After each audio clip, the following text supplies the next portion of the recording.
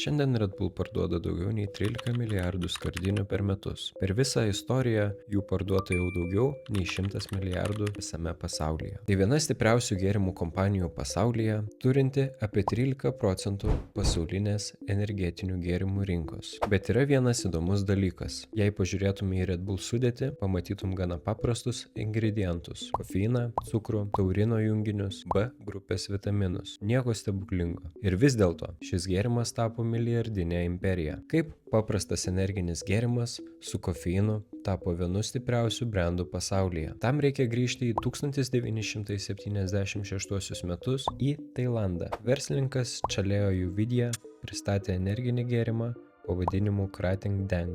Šis gėrimas buvo sukurtas paprastam tikslui - padėti žmonėms išlikti budriems ir turėti daugiau energijos dirbant. Jis greitai tapo populiarus tarp sunkvežimio vairuotojų, fabriko darbininkų, statybininkų, tačiau tuo metu šis gėrimas buvo beveik nežinomas už Azijos ribų. 1982 metais austrų verslininkas Dietrich Mateschitz keliavo po Tailandą darbo reikalais. Jis tuo metu dirbo vokiečių gamintojo Blendax kompanijoje. Per dažnas keliones jis dažnai jausdavosi labai pavargęs dėl skirtingų laiko juostų. Vieną dieną jis paragavo vietinio gėrimo Krating Deng ir pastebėjo kažką įdomaus. Gėrimas padėjo jam atsigauti po kelionės ir jaustis energingiau. Tada jam kilo paprasta, bet labai svarbi mintis. Jeigu šis gėrimas veikia Tailande, kodėl tokio produkto nėra Europoje?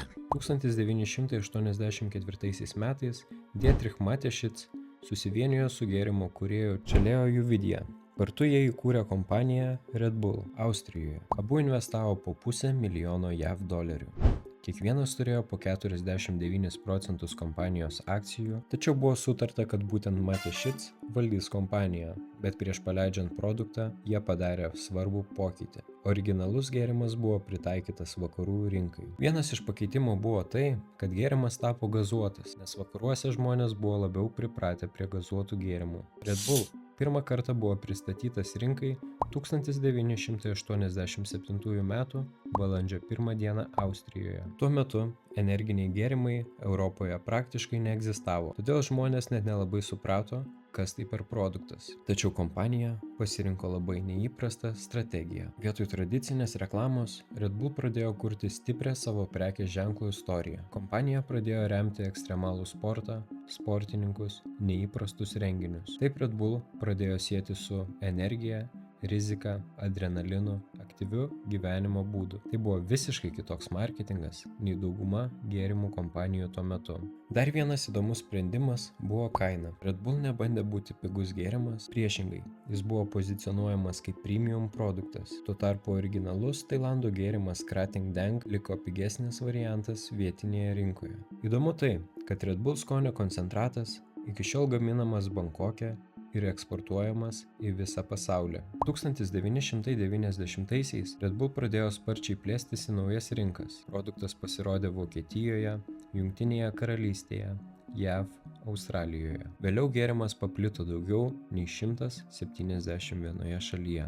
Kai kurios šalis, pavyzdžiui Prancūzija, Danija, Norvegija, iš pradžių neleido pardavinėti šio gėrimo dėl susirūpinimo, dėl taurino ir kofeino. 2014 metais Red Bull taip pat sutiko sumokėti $13 milijonų kompensaciją JAV byloje, kur vartotojai teigia, kad reklamoje buvo per daug pažadų apie produkto poveikį.